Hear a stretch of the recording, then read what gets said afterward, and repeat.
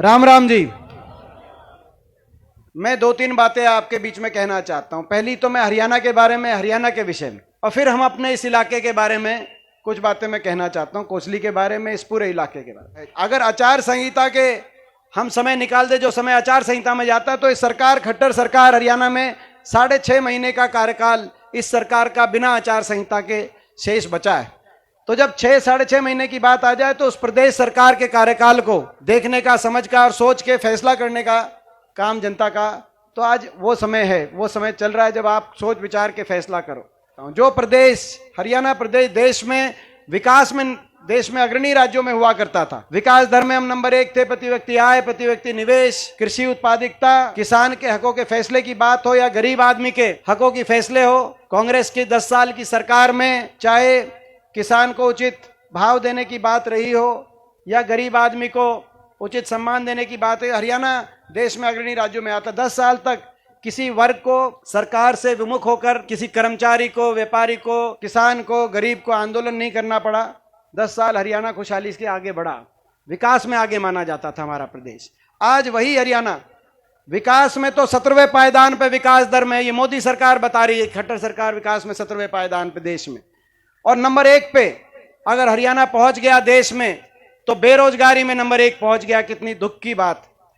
दिल्ली के 3 तरफ बसा हरियाणा आज बेरोजगारी दर में नंबर 1, और ये हम नहीं बता रहे, ये भी भाजपा की केंद्र की सरकार बता रही है। इस संसद के सत्र में जब सवाल पूछा गया कि कौन से प्रदेश में सबसे ज्यादा बेरोजगारी है, तो श्रम कल्याण मंत्री ने, जो श्रम और रोजगार मंत्री हैं, उन्होंने जवाब दिया कि सबसे ज्यादा बेरोजगारी हरियाणा में, और हरियाणा में भी बेरोजगारी 2014 के मुकाबले में 4 गुना हरियाणा में बेरोजगारी बढ़ी है। ये भारत सरकार ने दिल्ली में बताया, क्योंकि ना तो कोई इंडस्ट्री आई, ना कहीं कोई थर्मल का कारखाना, कोई औद्योगिक क्षेत्र, ना कोई इंडस्ट्री उस तरह से आई, प्राइवेट में रोजगार, ना सरकारी क्षेत्र के अंदर रोजगार दिला पाए, या तो सरकारी क्षेत्र के रोजगार समाप्त करे जा रहे हैं, चाहे कौशल निगम के माध्यम से उनको या कच्चे में परिवर्तित किया जा रहा है, या तो समाप्त कर रहे हैं। पद बड़े बड़े उद्योगपति घरानों के हवाले देश की बड़ी बड़ी संपत्ति की जा रही है आपके सामने, अदानी जैसे समूह के नाम हवाले, चाहे पोर्ट, एयरपोर्ट, रेलवे, और बची खुची जो नौकरियां हैं उनको कच्चे में बदल रहे हैं, चाहे हरियाणा कौशल निगम के माध्यम से, चाहे अग्निवीर के माध्यम से। मैं सरकार से कहना चाहता हूं,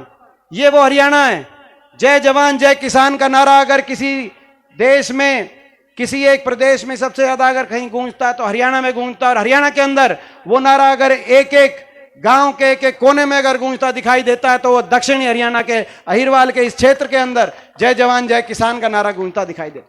5000 पक्की भर्ती होती थी फौज में, इस इलाके का नौजवान जाता था, शहादत देता था। ये वो इलाका है, इस इलाके का कोई ऐसा गांव जिस गांव ने शहादत ना दी हो देश की सुरक्षा के लिए।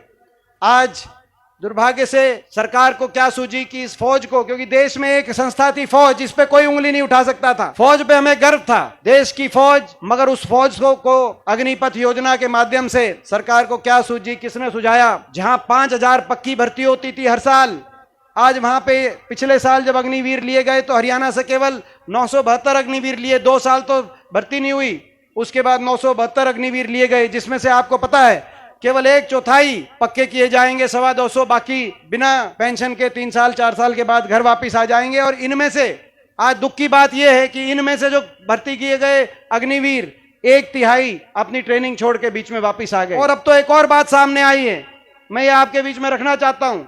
अभी तक तो हमें था कि भाई ये योजना पक्की भर्ती शुरू हो, अगर कोई अग्निवीर अपनी जान की कुर्बानी देता है, अपनी दुश्मन की, देश के दुश्मन की गोली अपने सीना पे लेता है, तो शहीद में बलिदान में भेदभाव करने का काम सरकार ने किया है। उसको पूरा शहीद का दर्जा सरकार नहीं दे रही। अगर कोई नियमित, कोई सैनिक, कोई फौजी वो शहादत देता है तो उसको ग्रेचुइटी मिलती है, लेकिन अग्निवीर कोई अगर, तो ना तो कोई ग्रेचुइटी निल, पारिवारिक पेंशन निल, आर्मी बेनेवोलेंट फंड निल, स्वास्थ्य सेवाएं निल, कैंटीन सुविधाएं निल, ट्यूशन और हॉस्टल निल, शिक्षा में आरक्षण निल, रोजगार में आरक्षण निल। यहां तक कि शहीद में जो ये फर्क किया है, इस बात का भी हमें बहुत अफसोस है कि इतना शहीद में बलिदान में फर्क नहीं किया जा सकता। सरकार की तरफ से बयान आए, जब हमने सवाल पूछा कि इनका क्या होगा जब ये घर वापस आ जाएंगे, तो कैलाश विजयवर्गीय मध्य प्रदेश के मंत्री हैं, चुनाव लड़ रहे हैं, उन्होंने जवाब दिया कि इनको भाजपा के कार्यालय में हम चौकीदार की नौकरी देंगे। आप भावना समझने में चूक गए। आप कितनी तनख्वाह देना, ये तनख्वाह के लिए नहीं जाता था यहाँ का नौजवान।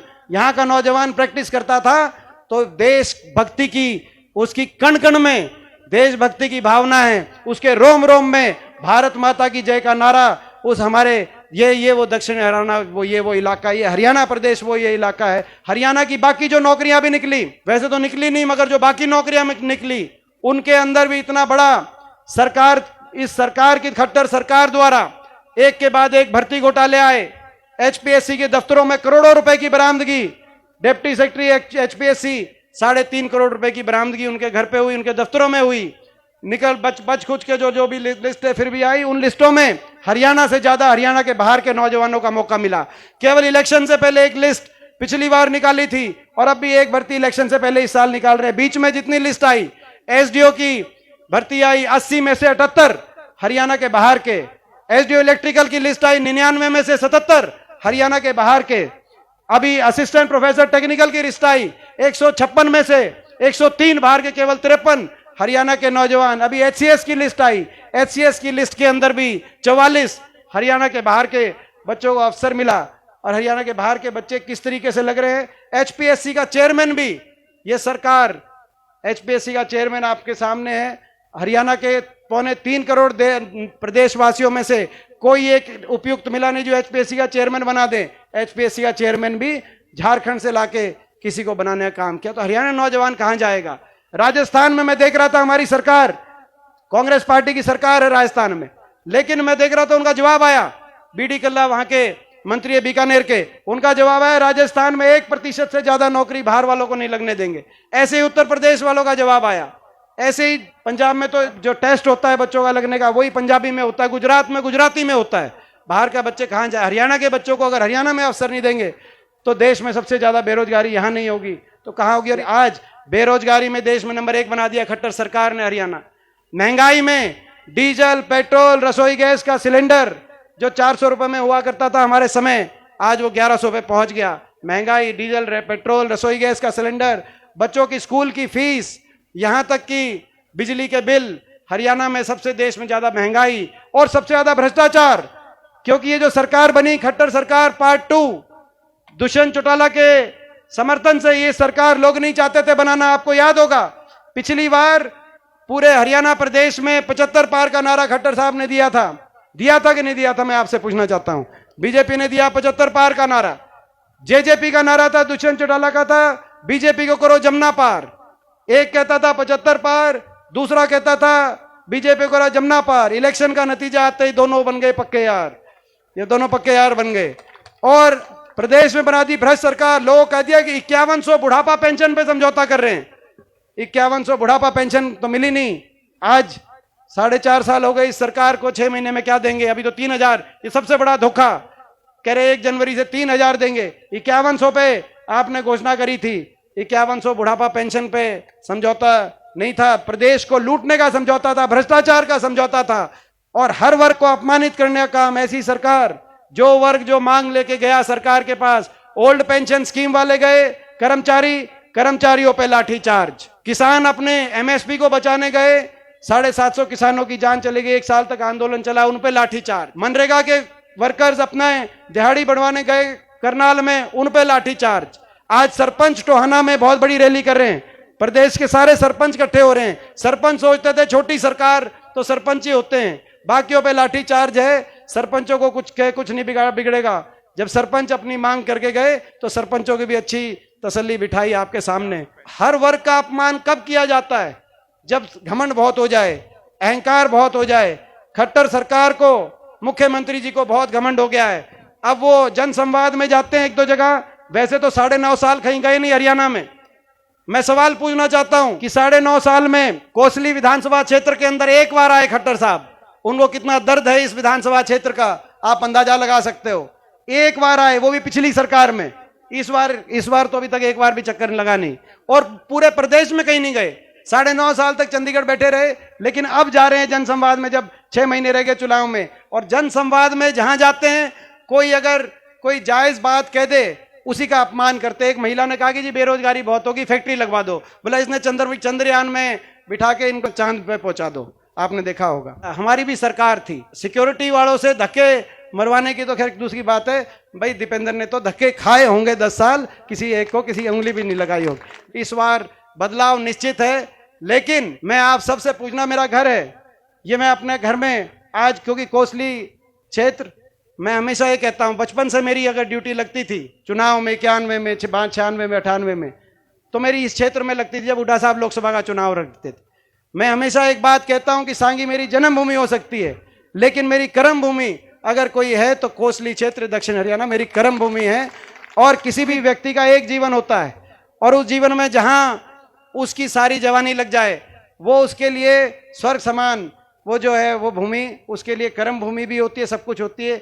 भगवान कृष्ण का ये ज्ञान है और भगवान कृष्ण की ये भूमि है। मैं आपसे पूछना चाहता हूं, प्रदेश में इस सरकार को बदलने के लिए, भाई कोसली मेरा जो हमारा इलाका है, कोसली विधानसभा क्षेत्र, भाई ये प्रदेश में खट्टर सरकार को बाहर करने के लिए और अपनी सरकार बनाने के लिए आप सबका इस बार पूरा आशीर्वाद मिलेगा। तो एक बार हाथ खड़ा करके आप बताओ, पूरा आशीर्वाद आपका मिलेगा कि नहीं मिलेगा? और हमारे संकल्प हैं, मैं संकल्प करना चाहता हूं, सरकार बनेगी, अगले साल सरकार बदलेगी आपके आशीर्वाद से। हरियाणा कोने कोने में कहीं चले जाओ, एक ही बात, एक ही गूंज आ रही है कि बीजेपी जेजेपी की खट्टर सरकार जा रही है और कांग्रेस पार्टी की सरकार आ रही है। और कांग्रेस पार्टी की सरकार आते ही हम कुछ फैसले लेंगे। पहला फैसला, कर्मचारियों के लिए राजस्थान की सरकार के तर्ज पे और हमारी हिमाचल प्रदेश की सरकार की तर्ज पे कर्मचारियों को ओल्ड पेंशन स्कीम लागू करके देंगे, पहला फैसला लेंगे। दूसरा फैसला लेंगे, जो बड़े बुजुर्गों के साथ ये धोखा हुआ है, 5100 की पेंशन के आधार पे समझौता किया दुष्यंत चौटाला ने, लेकिन अब 3000 आखिरी चुनाव के साल में झुंझुना पकड़ाने का काम किया।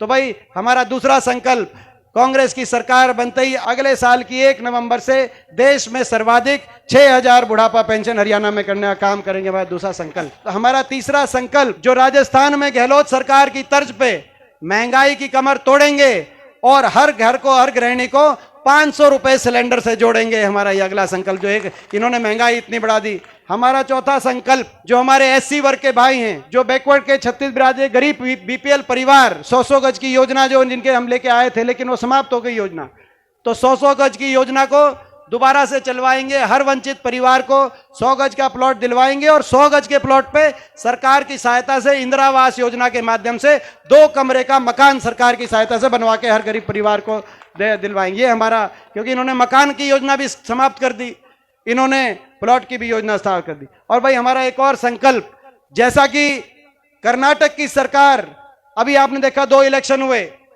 हिमाचल और कर्नाटक में कांग्रेस जीती। मेरे से पत्रकार पूछ रहे थे कि हिमाचल और कर्नाटक में तो जीत गई, आगे क्या होगा? मैं कहा भाई हिमाचल और कर्नाटक तो झांकी है, हरियाणा में खट्टर साहब को पूरी पिक्चर दिखाना बाकी है। ठीक बात है ना? हिमाचल और कर्नाटक की सरकार की तर्ज पे महंगाई का चक्कर तोड़ेंगे और बिजली उपभोक्ता को 300 यूनिट फ्री बिजली से जोड़ेंगे। ये हमारा जो है अगला संकल्प है। 9.5 साल के बाद भी अब तक केवल घोषणा, केवल चुनाव के लिए आप ये काम करते, लेकिन नियत इस इलाके के भला करने की नियत कहीं दिखाई नहीं दे रही। तो एम्स की भी लड़ाई लड़ेंगे, अहिरेजमेंट की भी लड़ाई लड़ेंगे, और भाई अग्निपथ योजना बक्की भर्ती की भी लड़ाई लड़ेंगे, इस इलाके के विकास की भी लड़ाई लड़ेंगे, और जो है मैं समझता हूं हरियाणा में बदलाव की भी लड़ाई लड़ेंगे। लेकिन इस लड़ाई में मेरा घर है, मेरा परिवार, भाई इस लड़ाई में आपका साथ और आशीर्वाद मिलेगा कि नहीं मिलेगा? एक बार हाथ खड़ा करके मैं आप सबसे पूछना चाहता हूं। और भाई मैं एक ही बात कह सकता हूं, आपका साथ और आपका आशीर्वाद मैं खाली नहीं जाने दूंगा। इस इलाके के लिए और आप सबके लिए मैं जान लड़ा दूंगा। मैं इस इलाके को आगे लेके जाने के लिए, आपके इलाके को मैं कोई कसर नहीं छोड़ूंगा। मैं एक बार फिर आप सबका बहुत बहुत धन्यवाद।